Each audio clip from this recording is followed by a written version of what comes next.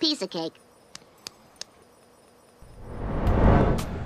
Since Kendrick Lamar released his landmark album, Good Kid, Mad City, and subtitled it a short film, I've been noticing more and more rappers compare their music and other music in the genre to movies. We see it in this moment from the miniseries J. Cole released with his album, 2014 Forest Hills Drive. I made the album like I was writing a soundtrack to a movie that only really existed in my mind. A similar description comes from A$AP Ferg talking about one of my favorite Biggie songs, Suicidal Thoughts. One song, one whole verse, bars, no hook, crazy. Movie, cinematic. We even see this trend in the video for A$AP 12's Strapped when we get an interruption from A$AP Rocky. Nah, fuck that 12. Don't talk to these niggas. Nah, now it's time to show these niggas like a movie, nigga. Yeah, this shit fell up in my lap. I was selling packs. I wasn't really worried about no raps. So I started to ask myself, what can make a song feel more like a movie? Now, of course, in the written verses themselves, an emphasis on visual imagery, well-defined characters, and consistent storytelling can create a narrative in an album, but what I'm wondering in this video is, how have artists in the hip-hop and rap genre specifically pushed this like-a-movie concept even further than just literary lyrics to provide the listener with a full cinematic album experience? To explore this, let's start at Biggie's Suicidal Thoughts.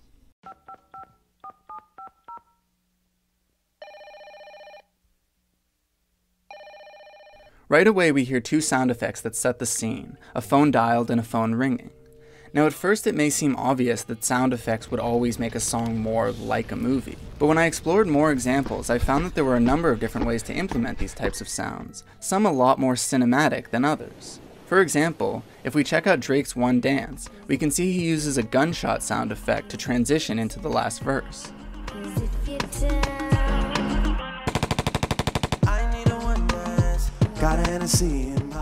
But even though I do like that moment in the song, it doesn't actually fit into what they're singing about, so it doesn't actually make the verse more cinematic. Artists like Nas and Eminem, on the other hand, have shown how gunshot sound effects can help better paint a picture and make a verse more vivid. With my luck, I got up, the cop shot again. Bus stop glass burst, a fiend drops his Heineken, ricocheting between.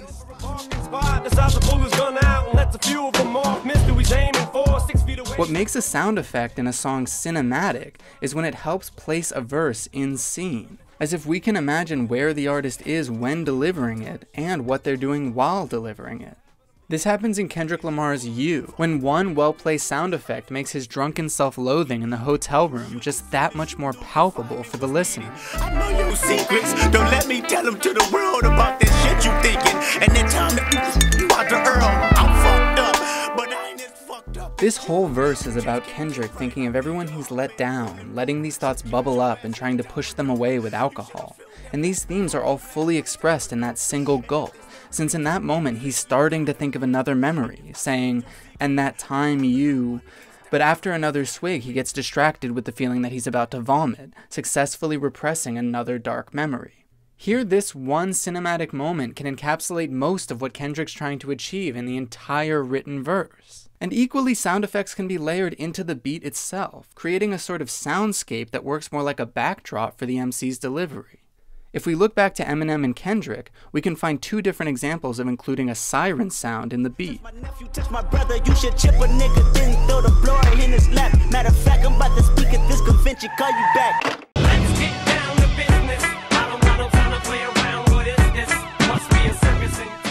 The difference is, on Eminem's song, hip-hop being in a state of 911 makes the siren sound more metaphorical. It doesn't make you feel like you're entering the world of the song in the same way we do in tracks like One Shot, Two Shot, My Fault, or 97 Bonnie and Clyde, just to name a few. In XXX, however, Kendrick sets the scene of the phone call taking place right after a murder, and it's the sirens still blaring in the background that tell us this man is calling from the scene of the crime, making the recent death just that much more visceral for the listener.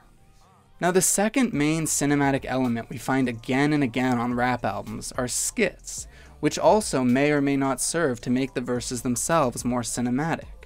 While some lead into a song and give you a better picture of the setting or the character or the scene, others are isolated and stand on their own.